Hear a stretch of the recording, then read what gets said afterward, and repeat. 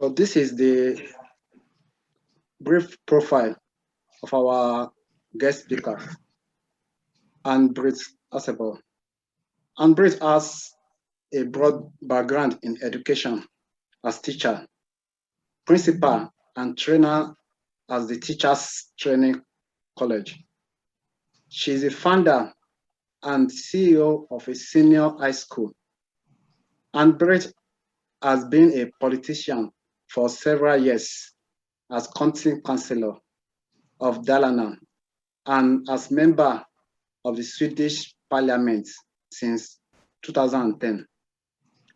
Ann-Britt joined the Rotary Club of Falun, Copenhagen in 1993 and served as district governor in 2002-2003. She has, amongst others, served as regional membership coordinator and Rotary Foundation coordinator and as training leader for district governors elect. In 2012 to 14, Ann-Britt serves on the international board as director. At present, she is chair in the Peace Centers Committee and Constitutions and Bylaws Committee. She is a benefactor and major donor and a recipient of the Citation of Meritorious Service. Ann has 3 children and 5 grandchildren and enjoys skiing in the winter and playing golf during the summertime. Fellow Rotarians and friends, this is the profile of our guest speaker. Let me hand over to our speakers for our presentation. Over to you, Ann. Okay, you want me to talk now? Yes, please. Yes. First of all, thank you so very much for inviting me to your e-club. I mean, it's so great to have people around the world listening at the same time. For some of you, it's morning. For others, it's afternoon or evening. And it's fantastic. And I come from Sweden, but today I'm not in Sweden. I'm in Estonia, in Tallinn, where one of my boys, I have got 2 boys and a girl, and he is doing the Ironman. I don't know if you know what the Ironman is, but it is like what they do in Hawaii. For they swim, they cycle, and they run. So he started at 7 o'clock this morning with the swimming, and it's cold and chilly here. It's 16 degrees Celsius, which is not very warm, but it's okay to do this. And then he's been cycling for 7 hours, and now he's running around in the city somewhere. And I'm sitting in a hotel room in Tallinn. I think this is so fantastic to connect Rotary in such a way. Before I start, I would like to ask, how long will I speak? Because, you know, I'm a teacher, and that means that I can go on and go on and go on until the pupils go to bed almost. But Ulla, I don't think that we talked about how much time I will have. Maybe max. It's 20 minutes. Yes. Is 20 minutes or? Yeah, or yeah, 20 please. Like that. Okay. I mean, otherwise you need just cut me if it's going too far. I also have greetings to you. I know that Nan McCready, I just talked to president nominee, or his to-be nominee, Gordon McKinley the other day, and I was happy and fortunate to be in the nominating committee for choosing him as our president nominee. Very, very nice man, I think, that will be our president after Jennifer Jones. So, yes, Rotary connects really people around the world, and I think these e-clubs are so good to do that, and I think that we would have more e-clubs. But I must also congratulate you, Doreen, to this new club that you formed in Canada. Super, super. We're going to talk about membership, and I had a presentation. I sent it to you, Ulla, because sometimes I succeed in showing these pictures myself, but sometimes I fail, and that's why you also got them. But if you share screen with me and tell me how to do, I will try to pick up these pictures. Okay, 1 second, please. Yeah, let's try and see if we make it. Otherwise, we will just, you will show them for me.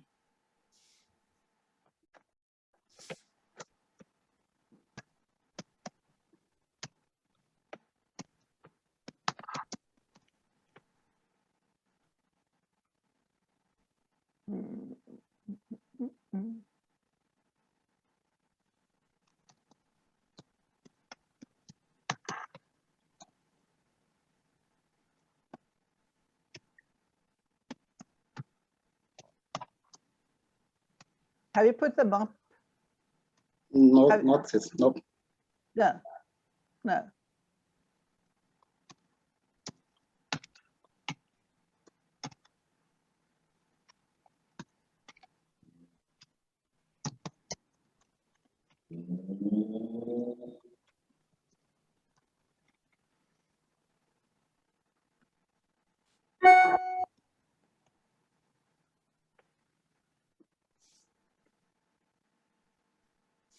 Can you put the pictures up, Ola?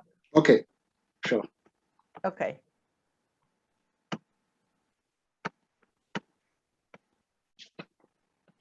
Okay.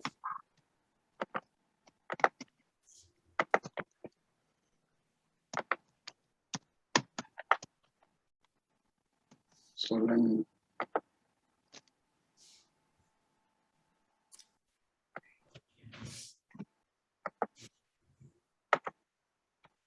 Yeah. Okay. There you go. There you go. Can I? Yes. No. You need to do this now. Okay. Okay. Okay. So yes, we're going to talk about membership, and as President Shaker says, bring one. Each one bring one, because I think this is one of the most important issues we have in our organization, because the members are our greatest assets. And when Rotary membership is strong, our clubs are more vibrant, and Rotary has greater visibility, and our members have more resources to help communities flourish. You take the next one.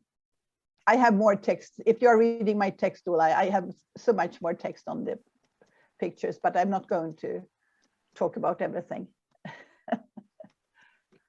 So let's have a little overview what's happened during the 10-15 years. When I was a district governor in 2002 and 3, we have had at that time increased our membership, and we had about 1.2 million members. And we were so proud because the president, RI president 2001-2, Rick King from USA, he had a tremendous influence on bringing in new members, and we were happy. I do remember this so well. We were happy to say we have 1.2 million. But if you come into Rotary in the beginning of the 21st century, you know that we still have 1.2 million members. So it means that we haven't expanded our organization at all. That's not the whole truth, because we take in so many new members, but as I'm going to show you a slide later on, we also lose a lot of members. So we need to really talk about this and see what we can do about it to keep our members. So can I have the next slide, please? This is, if you look what we have today, and think of your own club, we are about 35,000 or almost 36,000 clubs. And this figure is actually 1 year old, almost. It means that we had some new clubs during the past year. But we can see that we are 23% women, and 6% are under 40 years old. So I must say this new club in Canada, you don't reflect on how Rotary is today. So you are really, really in very, very good shape, because I think that diversity, and that is not only, of course, females and people under 40, but it's one of our core values. We need to see to that we have a diverse club, and that the clubs are reflecting our society. And we have a potential, of course, if we are only 23% women, it is a potential to bring in more women. And I think, without saying something wrong about men and women, but I think a club with about half and half is the best to have, because there will be a lot of energy in clubs that both have male and females. I know that there are some parts of the world where there are only females, but I don't think that's good. That is not good, as well as because we need both male and females. So here is the potential to bring in more, and also more people under the age of 40. And then you can ask, how will we do that? And how will we ask all these under 40? If I go to that son of me that's now out running here in the streets of Tallinn, I asked him a couple of days, he's almost about to turn 40. I asked him a couple of years ago, Daniel, that's his name, would you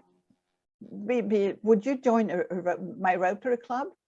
And I said, of course, I can do that, because he's heard quite a lot of me talking about Rotary and what Rotarians are doing around the world. And then we started to continue, and he said, well, how about meetings? And I said, we meet for lunch every Wednesday. That's impossible for me. I can't go from work. He's working at the University College in my hometown.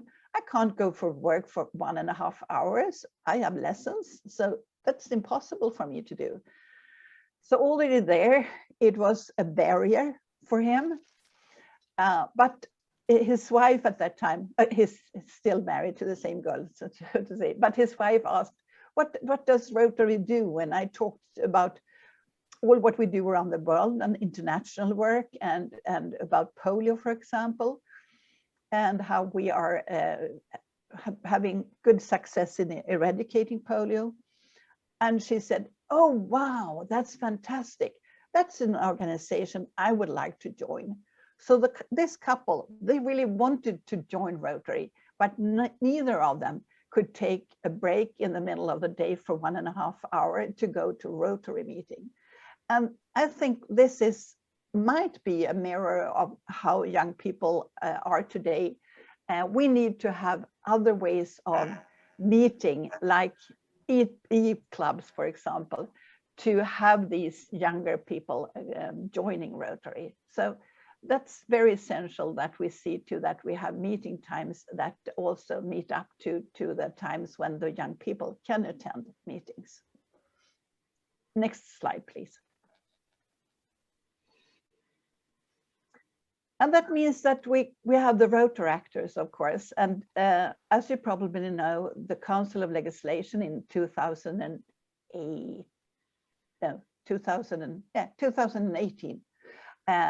they decided that the Rotaractors should be a part of Rotary and should be equal members to us. That means that this is a great potential, as we have so many Rotaractors around the world, and in many, many countries.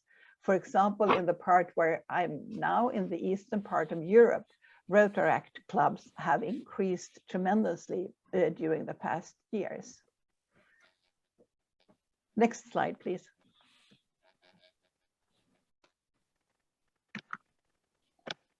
Good, Ulla. We're doing great, aren't we? Yeah. This is great.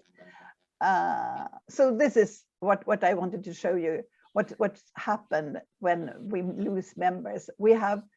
This is from the year 2018 and 19, and we had a plus of 158,000 members, but we had a minus of 164 members. And I think, I haven't seen the figures from last year, 2020-21, how we were affected by the coronavirus and that we couldn't meet in real life, if that also we could see the figures in members in this time, but this is how it is. And 52% of the members that join Rotary also leaves Rotary within 3 years. And that is really something we must think about.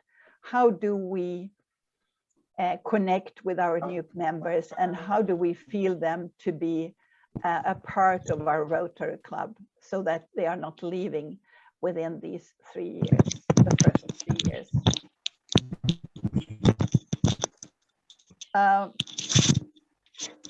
I have some figures about this as well, but because there was a survey saying that of these people that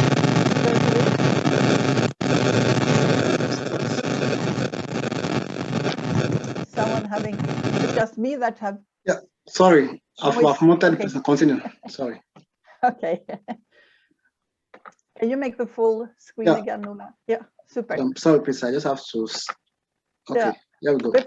Before the people join, 90% of the prospective members have very positive impressions of Rotary. And yet after they join, only 44% still anticipate being lifelong members.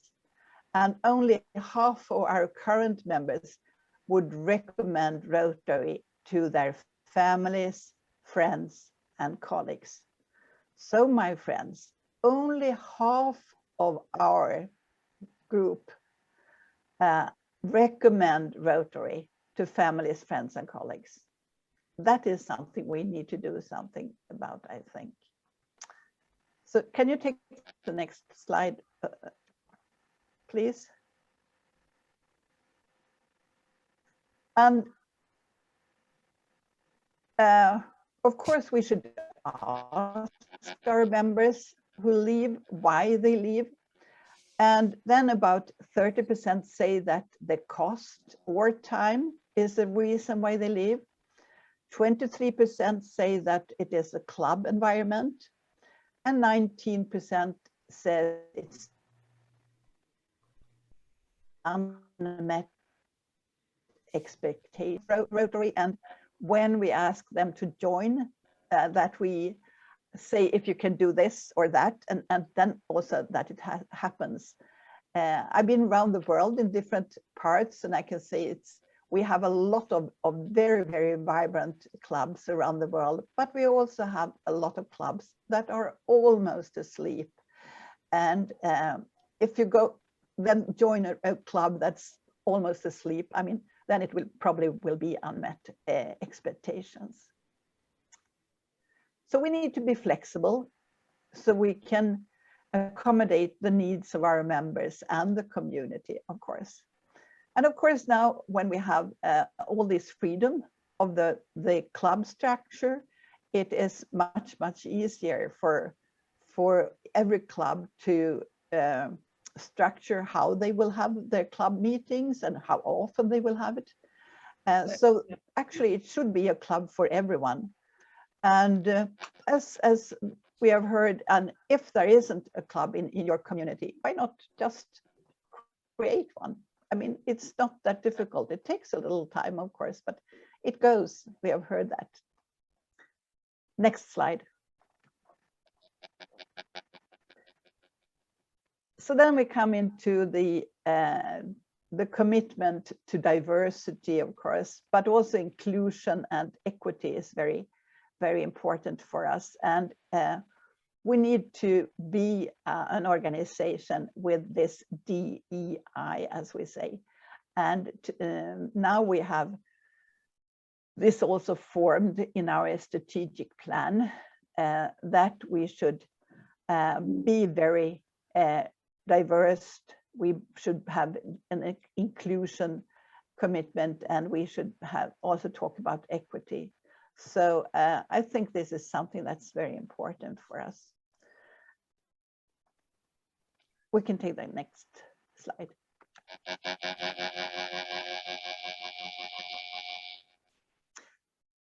So what do members want? in the surveys that we have done in the membership department in Rotary. So why do people want to join Rotary? And the first is, of course, what's so unique about our organization. And it is, of course, the local community. I mean, the local community service, that we do something where we live or in our neighborhood. But it's also, as we know, a lot of friendship and fellowship. And then very many people want to have professional development opportunities. And of course, going to a Rotary Club where everyone is over 80 and I'm just 30 and turned into my first job, for example, I might not have so much in common with this 80-year-old gentleman. But I shouldn't say that we should exclude our senior members, not at all, because I think we need to have them there as well. But we should have an equality between the older ones and the younger ones, and also that people can develop their professional and see their professional opportunities in the club, because that's how it all started in 1905 with Paul Harris and his friends. I mean, it started like a professional organization where we had exchange within our professions. Next slide, please.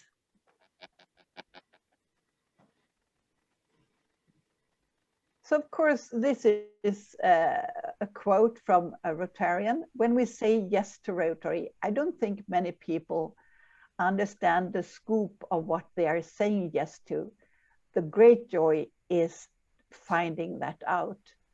And I think many of us that have been around in the organization for many years, we have seen so many opportunities to make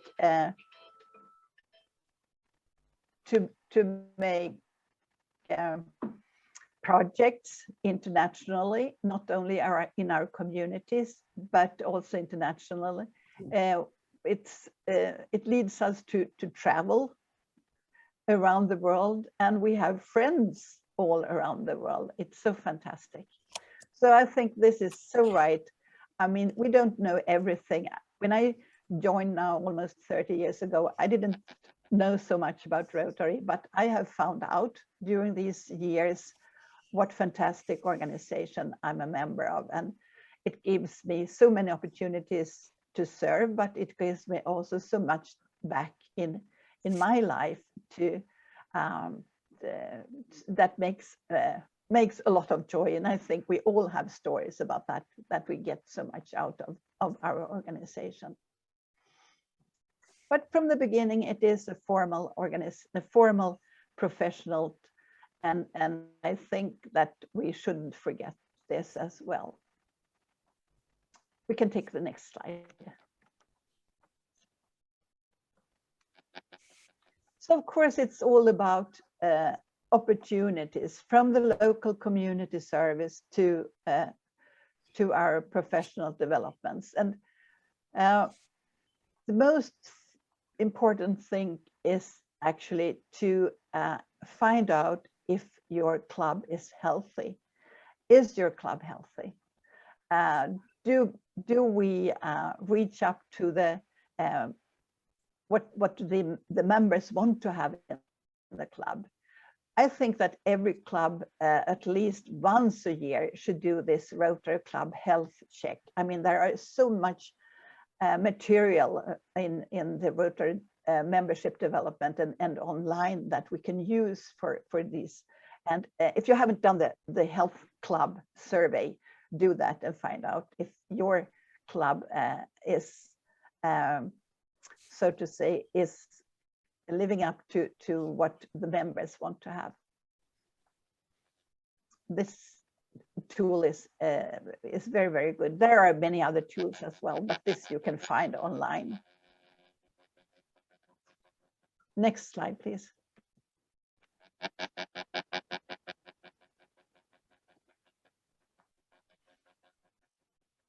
So of course, there are a lot of big challenges.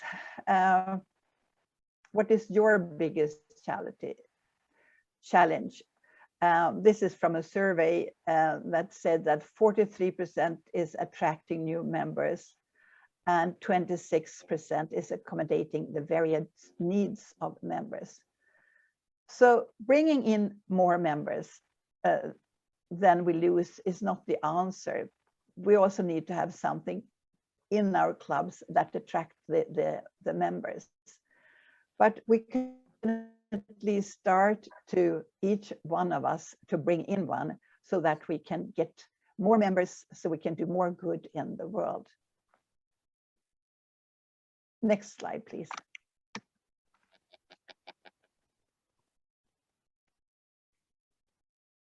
Oh, yes. This is a very, very, so to say, this is something I need to we can need to talk to there are you can go in online and make an inquiry if you can be a member, and within Rotary.org join, we have 19,500 inquiries per year, and 37% women and 59% under 40 years old.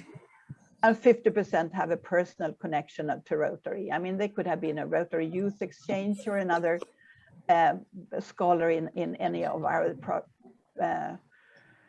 in our programs.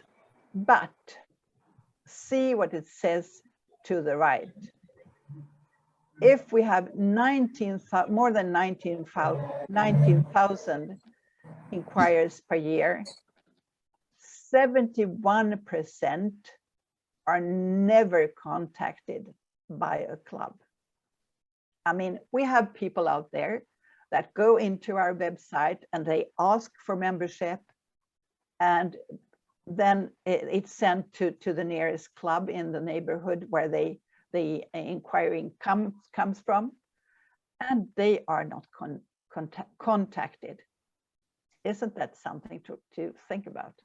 Really, we have a potential of members out in the world that are never contacted.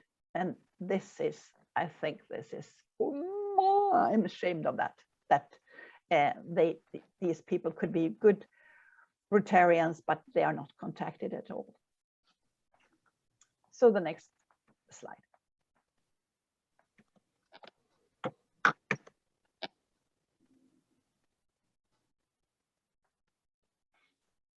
And that means that you might take your club in a new direction. Is your club flexible and reflects and have reactions to the future? That's something that you need to think about in your own club. And you can find so much when you go into the website, rotary.org and /flexibility. You get a lot of tips and you get a lot of ideas how you can do this if you want to do it. Next slide, please. So actually, it's just to take action. First, learn about what Rotary is, ask people, and also if you need to have more information and more ideas how to do it, you go into the rotary.org website under membership. We have the potential members out there. It's just for us to find them and of course to keep them. And that is a need for us to be this vibrant organization that we want to be. And we can do good in our communities and do good international and serve the people around us. That was my message for today. Thank you.